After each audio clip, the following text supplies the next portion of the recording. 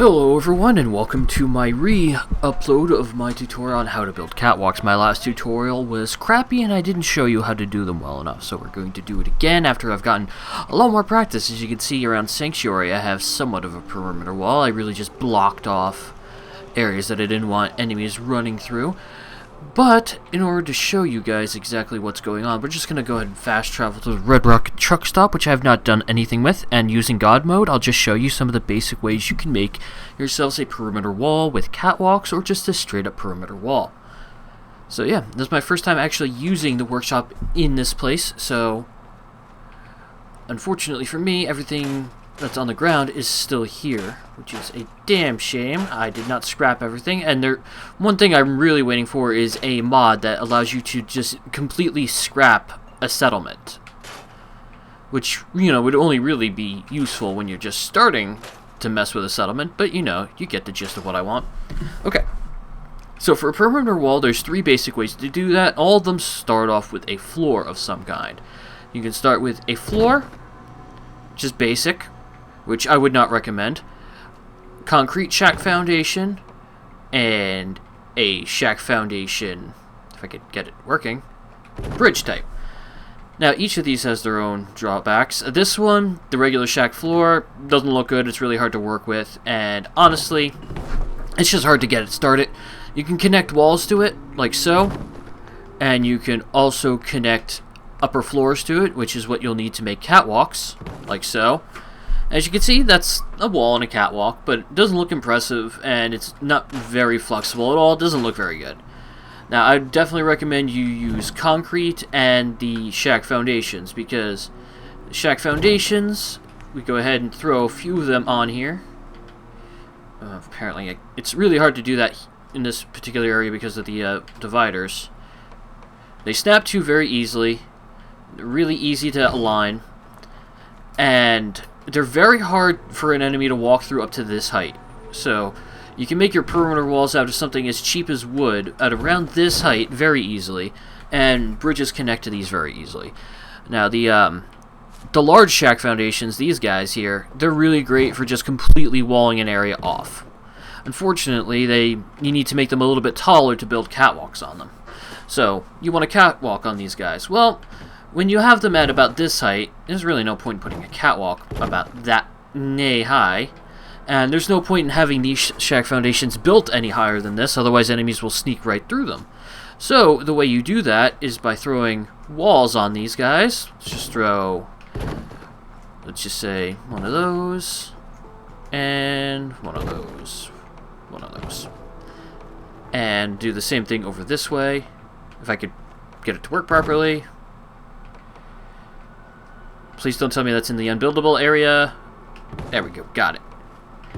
Now, as that is right now, that's worthless to us, because that's literally just boxing it in. So first of all, you need a way to get in to your bottom floor, so standard set of stairs will do very nicely for those. And then you need a way to get to your upper floor, which, as I've showed you before under shack floors, just throw shack upper floors onto them. That way, the interior of your area is enclosed, meaning you can throw beds in there if you want to, as well as possibly even shops and storage containers and all that fun stuff. And you have a top floor.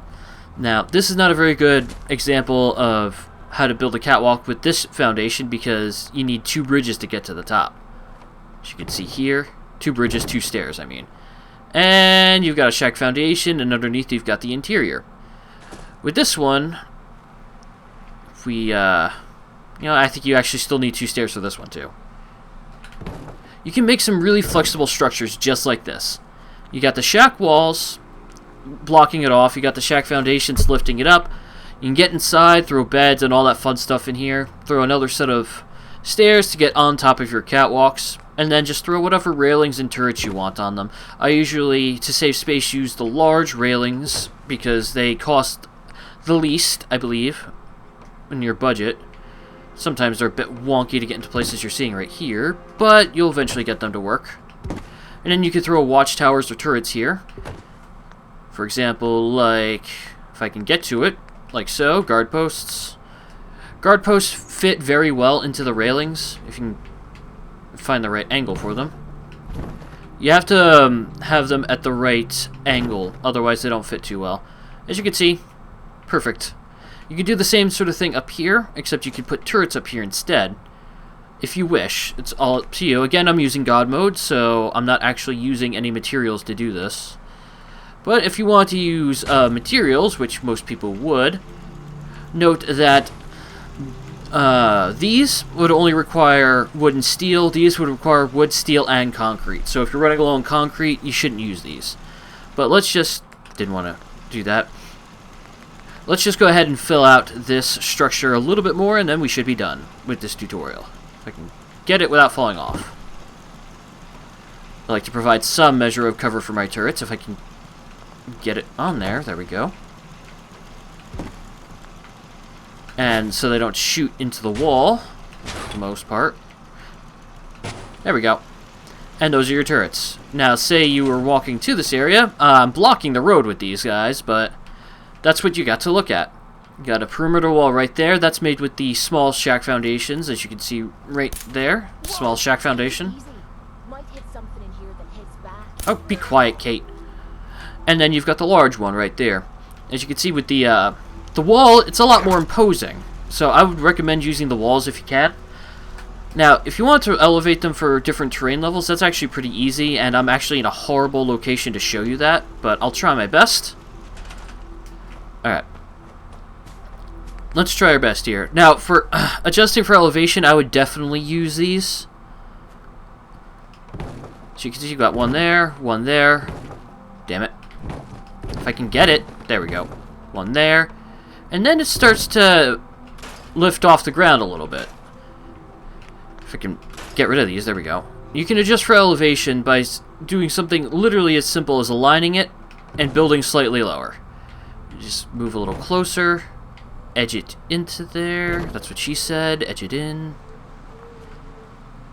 And as you can see, there is a small gap, but nothing too major. It's nothing an enemy would be able to sneak through.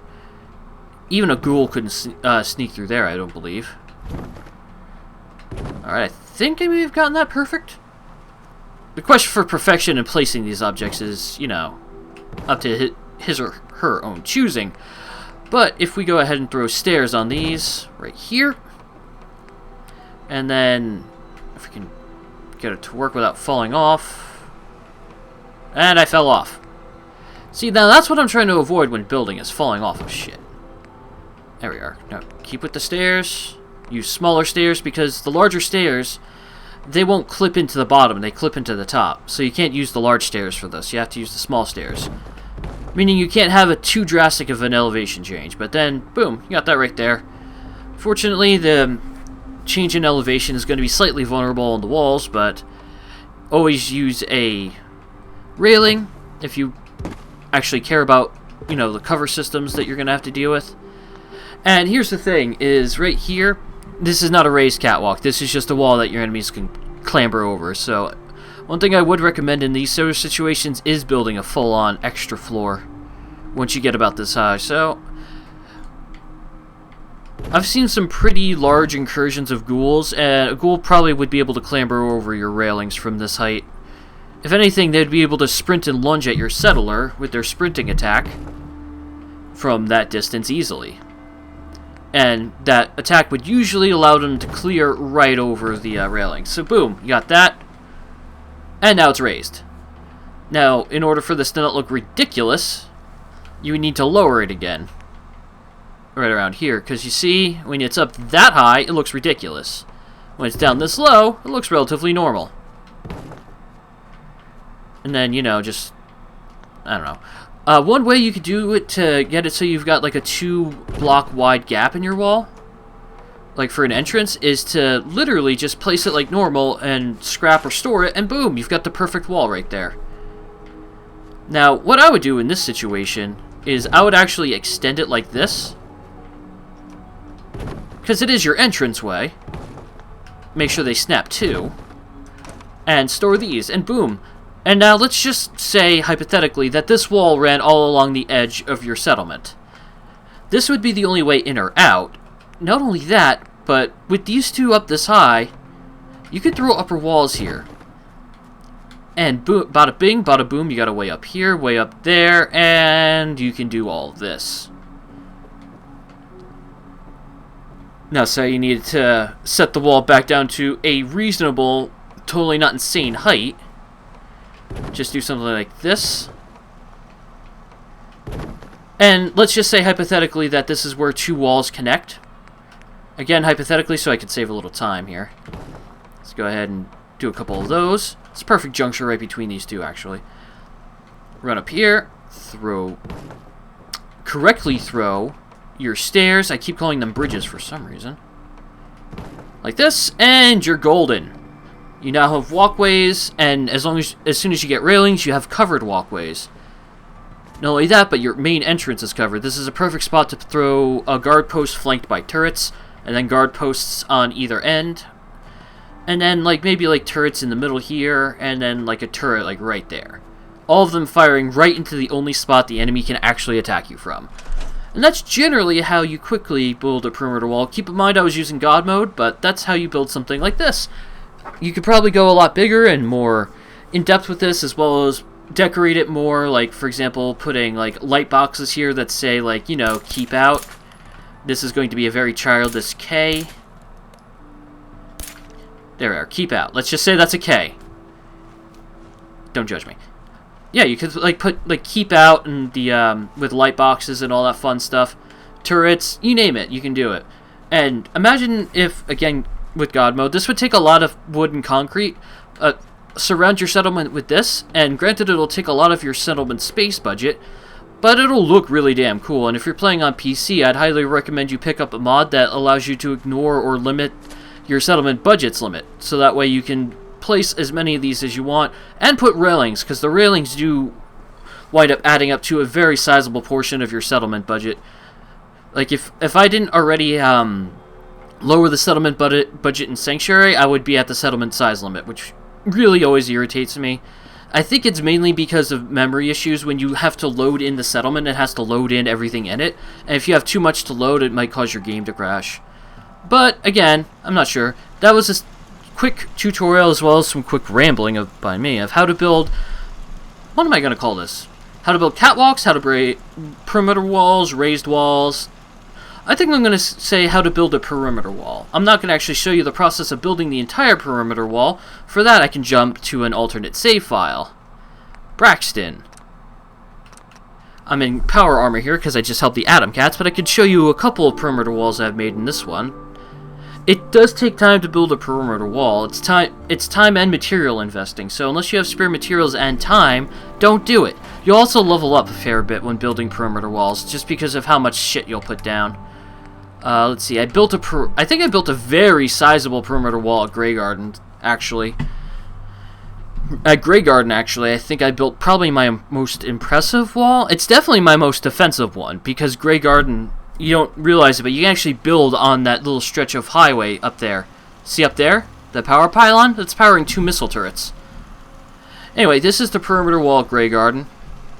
It's got a nice little gateway that you can get through. A lot of the settlers here don't have jobs, because I haven't really bothered, but there's 18 people here. I can have them manning guard posts and shops and all that fun stuff. Yes. Now, I don't have a way up there, up to the missile turrets, without actually leaving the settlement, but there are times where I had to, make the walls not connect properly, but they still work. And there are also times I couldn't get the stairs to link up properly, but again, I made it work. I even have a general trader up here. And this is the way the entire perimeter wall works. I've got a few people in combat armor with different various levels of assault rifle patrolling between guard posts, so they're always patrolling the walls. Actually, those are my missile turrets going to work right now. Must have spotted a few raiders. I don't see raiders. I'm guessing my turrets killed them. Alright, let's go ahead and head up here. It's a little bit dicey to get up here, but once you get up here, and you're back in Grey Garden's limits, you can actually enter the settlement again. See, there they go again!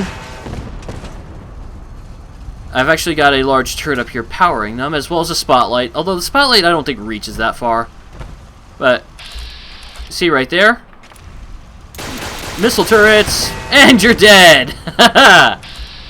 Seriously. Having that perimeter wall there and having these 2 missile turrets watching over this highway makes this a very, very secure settlement. In addition, if I can get into the workshop, there we go. You can also throw like a missile turret right here. A missile turret right here has free reign over this entire stretch, as well as being able to hit some of the stuff over there. And I didn't mean to bring out an artillery battery.